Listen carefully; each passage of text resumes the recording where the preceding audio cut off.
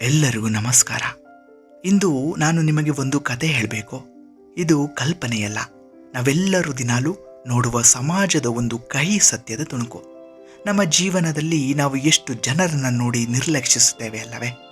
ಹರಿದ ಬಟ್ಟೆ ಧರಿಸಿ ರಸ್ತೆ ಬದಿಯಲ್ಲಿ ಕುಳಿತವರನ್ನು ಕಂಡರೆ ನಾವು ಮುಖ ತಿರುಗಿಸಿಕೊಂಡು ಹೋಗ್ತೇವೆ.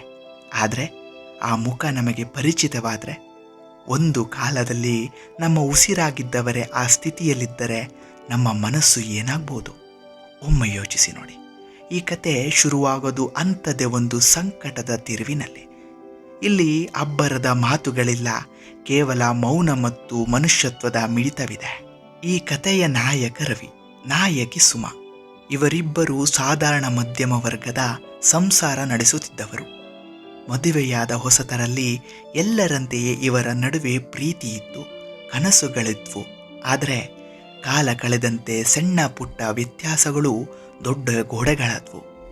ರವಿಗೆ ತನ್ನದೇ ಆದ ಕೆಲಸದ ಒತ್ತಡ, ಸುಮಗೆ ಅವಳದೇ ಆದ ಅಸಹಾಯಕತೆಗಳು.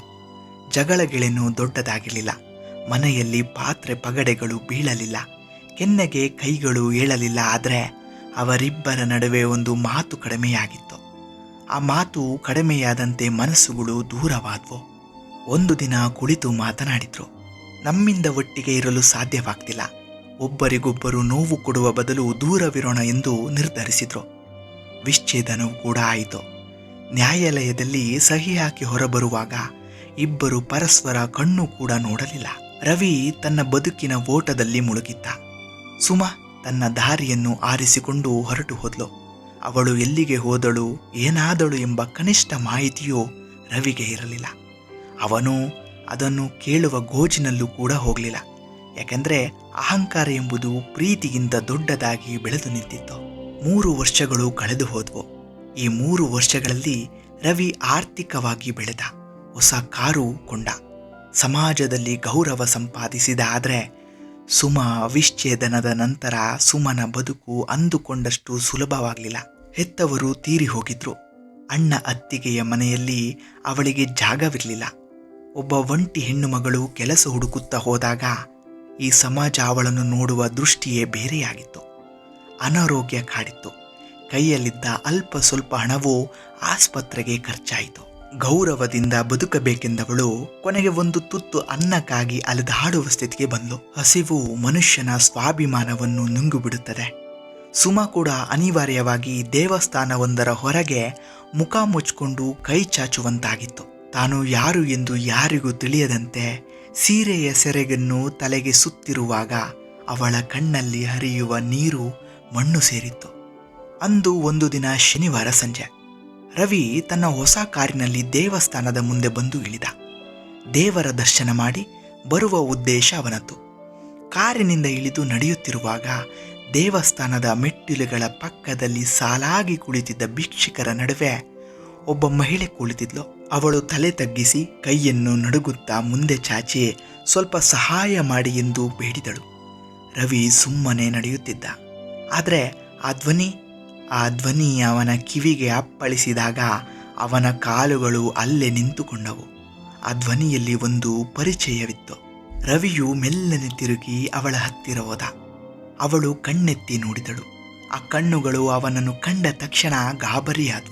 ಸುಮಾ ತನ್ನ ಜೊತೆ 7 ಹೆಜ್ಜೆ ತುಳಿತಿದ್ದ ಹೆಂಡತಿ ಇಂದು ಈ ಸ್ಥಿತಿಯಲ್ಲಿದ್ದಾಳೆ ಎಂದು ರವಿ ಕನಸಿನಲ್ಲೂ ಯೋಚಿಸಿರಲಿಲ್ಲ.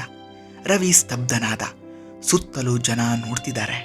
ಭಿಕ್ಷೆ ಬೇಡುತ್ತಿದ್ದವಳು ರವಿಯ ಹಳೆಯ ಹೆಂಡತಿ ಎಂಬುದು ಯಾರಿಗೂ ಗೊತ್ತಿರಲಿಲ್ಲ. ಆದರೆ ರವಿಗೆ ಅದು ಗೊತ್ತು. ಅವನ ಮನಸ್ಸಿನಲ್ಲಿ ಎಷ್ಟು ನೆನಪುಗಳು ಬಂದು ಹೋದ್ವು. ಅವಳು ಮಾಡಿದ ಅಡುಗೆ, ಅವಳು ನಕ್ಕಿದ ರೀತಿ, ಅದೆಲ್ಲವೂ ಈಗ ಆ ಹರಿದ ಸೀರೆಯ ಕವಚದೊಳಗೆ ಅಡಗಿತ್ತು. ಸುಮಾ ನಾಚಿಕೆಯಿಂದ ಅವಮಾನದಿಂದ ಮುಖವನ್ನು ಮತ್ತಷ್ಟು ಮರೆ ಮಾಡಿಕೊಂಡ್ಳು.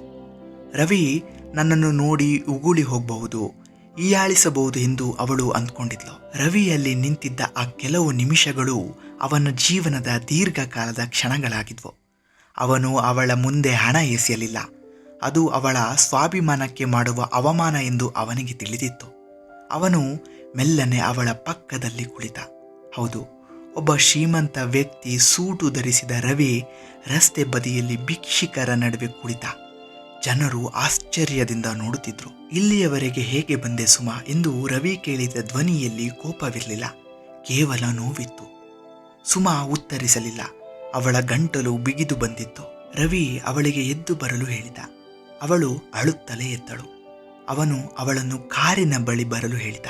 ಕಾರಿನ ಬಾಗಿಲು ತೆರೆದು ಕುಳಿತುಕೋ ಎಂದ. ಸುಮಾ ಅಳುಕಿದಳು. ತನ್ನ ಬಟ್ಟೆ ಕೊಳೆಯಾಗಿದೆ, ಕಾರು ಕೆಡುತ್ತದೆ ಎಂಬಂತೆ ಸನ್ನೆ ಮಾಡಿದಳು. ರವಿ ಏನು ಮಾತನಾಡದೆ ಅವಳನ್ನು ಕಾರಿನಲ್ಲಿ ಕೂರಿಸಿ ಹತ್ತಿರದ ಒಂದು ಸಣ್ಣ ಹೋಟೆಲ್ಗೆ ಕರೆದುಕೊಂಡು ಹೋದ.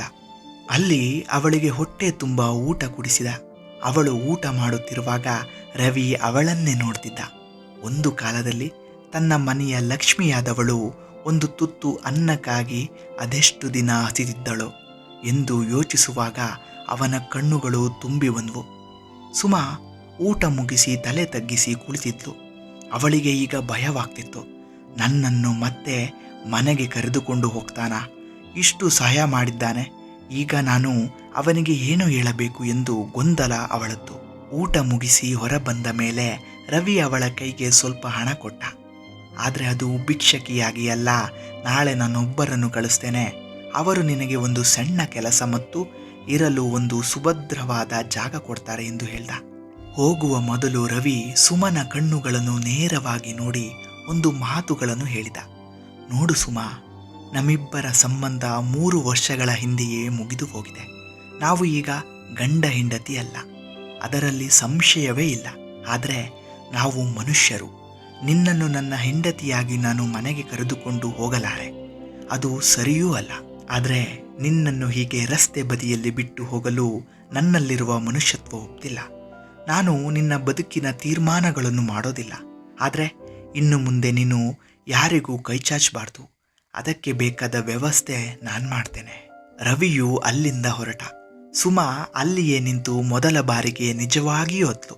ಅದು ದುಃಖದ ಅಳುವಲ್ಲ, ತಾನು ಇನ್ನು ಮನುಷ್ಯರ ನಡುವೆಯೇ ಬದುಕಿದ್ದೇನೆ ಎಂಬ ಭರವಸೆಯೇ ಅಳು. ಗೆಳೆಯರೇ, ಇಲ್ಲಿ ನಾವು ಕಲಿಯಬೇಕಾದದ್ದು ಇಷ್ಟೇ. ಸಂಬಂಧಗಳು ಮುರಿದು ಬೀಳಬಹುದು, ಪ್ರೀತಿ ಕಹಿಯಾಗಬಹುದು, ಆದರೆ ನಾವು ಸತ್ತ ಮೇಲೂ ನಮ್ಮ ಜೊತೆ ಬರುವುದು ಈ ಮನುಷ್ಯತ್ವ ಮಾತ್ರ. ಒಬ್ಬರು ಕಷ್ಟದಲ್ಲಿದ್ದಾಗ ಸಹಾಯ ಮಾಡೋದೇ ಮನುಷ್ಯತ್ವ. ಅದು ಶತ್ರುಗಳಾಗಲಿ ಯಾರೇ ಆಗಿರಲಿ, ಪ್ರೀತಿ ಇರಲಿ ಅಥವಾ ಇಲ್ಲದಿರಲಿ, ಮನುಷ್ಯತ್ವ ಮಾತ್ರ ಎಂದಿಗೂ ಮರೆಯಾಗಬಾರದು. ಈ ಕಥೆಯ ಬಗ್ಗೆ ನಿಮ್ಮ ಅಭಿಪ್ರಾಯವೇನು? ನೀವು ಇಂತಹ ಪರಿಸ್ಥಿತಿಯಲ್ಲಿದ್ದರೆ ಏನು ಮಾಡ್ತಿದ್ರಿ? ನಮಗೆ ಕಮೆಂಟ್ ಮೂಲಕ ತಿಳಿಸಿ.